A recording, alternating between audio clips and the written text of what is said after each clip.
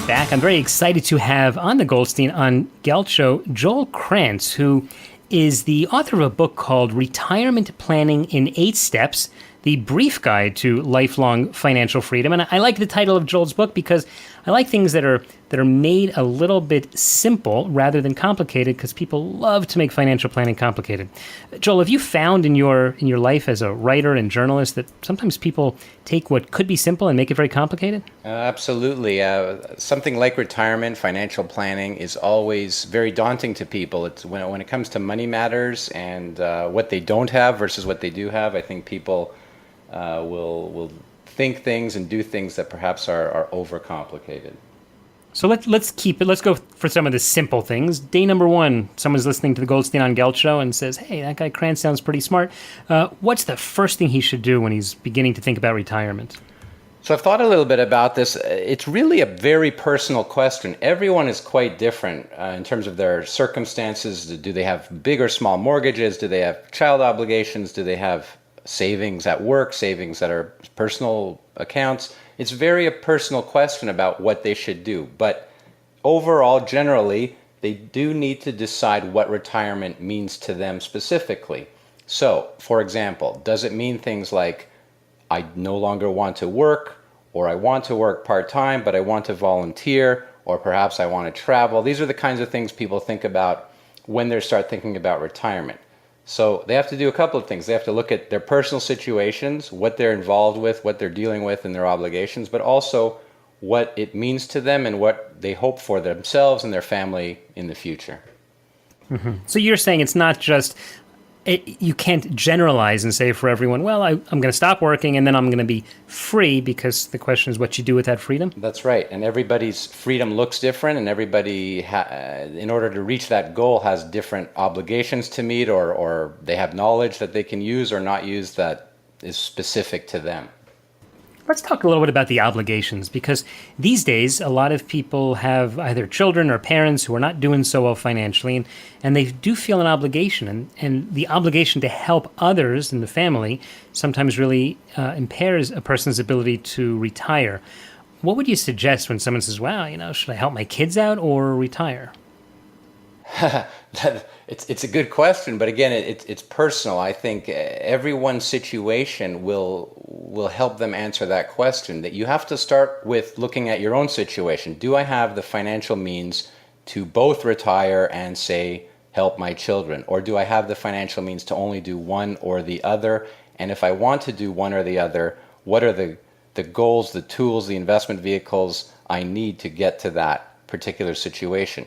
You have to be open with your family. If it's a family matter, you have to communicate properly with them and tell them what you can do, what you're capable of doing. And really, it could be a family discussion, but it has to start with you in terms of what you are capable of providing and what you want to do with that.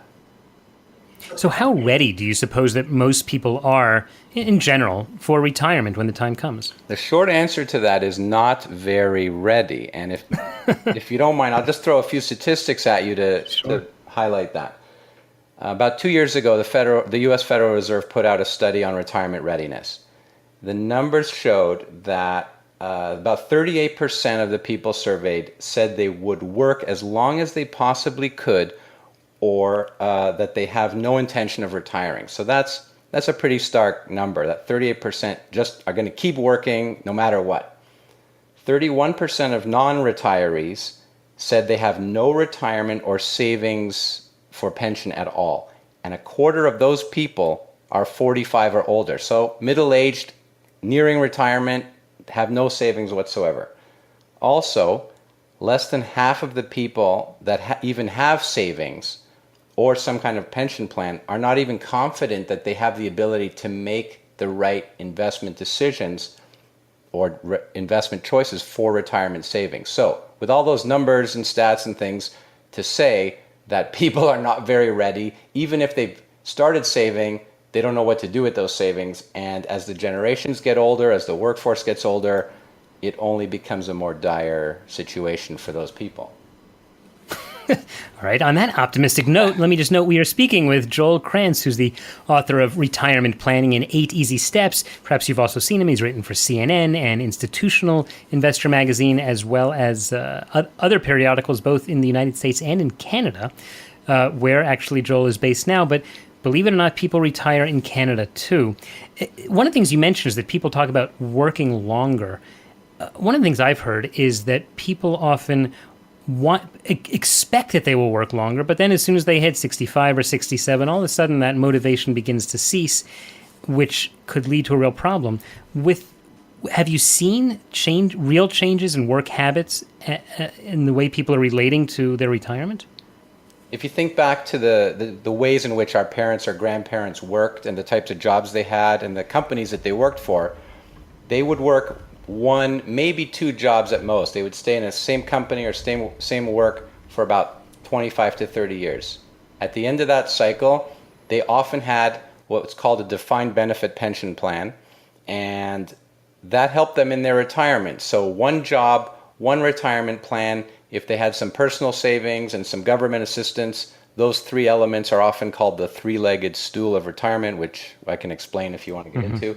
But 1 job, 1 retirement plan, very relatively simple. Let's call it relatively simple. Today, you have a much different situation. People change jobs very frequently. They often have fewer or not as robust retirement options. They're expected to manage their own investment options or their choices with little or no knowledge about the market. So it's very different. You have more freedom in some respects, but often people don't know what to do with that freedom, or they're changing jobs so often they don't even have a sort of a base to start from.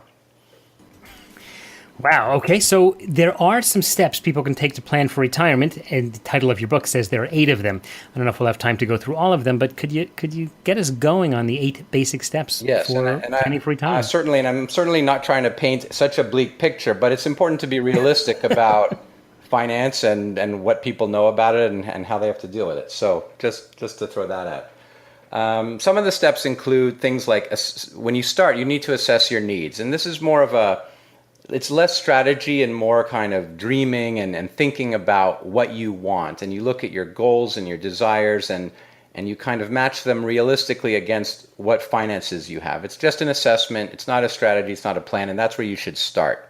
That's step 1.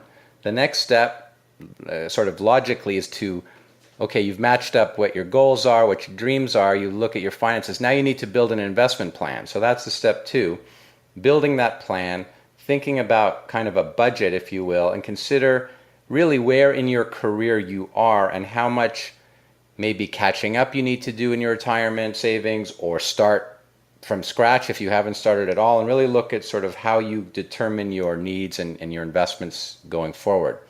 Another thing you can do while you're building your plan is learning about different options that are out there. Whatever those tools are, whatever those investments are, just sort of educating yourself a little bit, and that helps you create your budget.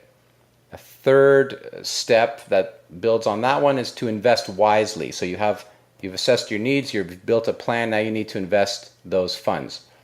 The good news is that you have more choice and you have more freedom. The bad news is you have more choice and freedom. A lot of people aren't super savvy about their finances or about what the markets have to offer, and they really have to learn about different investment vehicles. It could be mutual funds, it could be stocks, it could be real estates, it could be IRAs, whatever it is.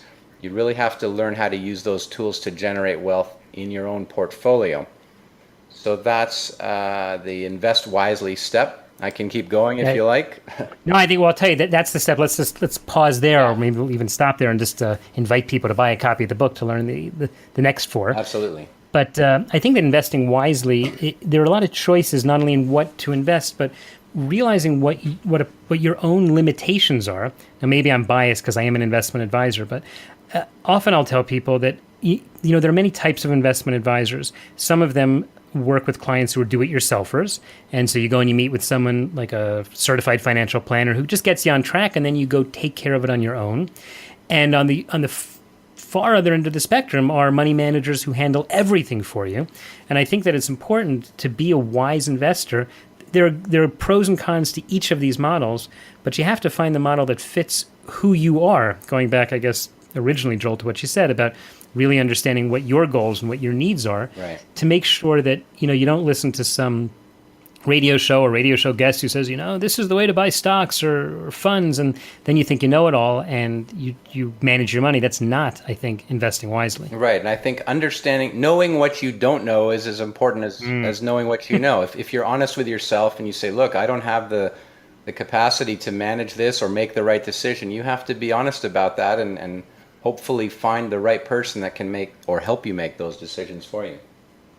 Yeah, and one other thing that, of course, you can do is you can read really good books. Joel, we're just about out of time, but in the last few seconds, tell us, how can people follow your work, and get a copy of the book? Well, I do write a lot. You might see my name in places like Institutional Investor or Infrastructure Investor or different periodicals that cover investments. I have a website called krancom.com, KRANCCOMM.com, and anyone can email me, joel@krancom.com. Also, the book is available on Amazon for anyone interested. Okay, we will put links to all of that at the show notes of today's show at goldsteinongelt.com. Joel Kranc, thanks so much for your time. You've been listening to the Goldstein on Gelt Show with money maven Doug Goldstein. Doug's weekly radio show is heard around the world, but if you miss it, you can download the podcast at www.goldsteinongelt.com. The Goldstein on Gelt Show gives you up-to-date financial ideas so you can get on the path to financial freedom. If you'd like your questions answered on the air or off, send Doug an email to doug@profile-financial.com. It's your money for your future, so join Doug every week to build your wealth on the Goldstein on Gelt Show.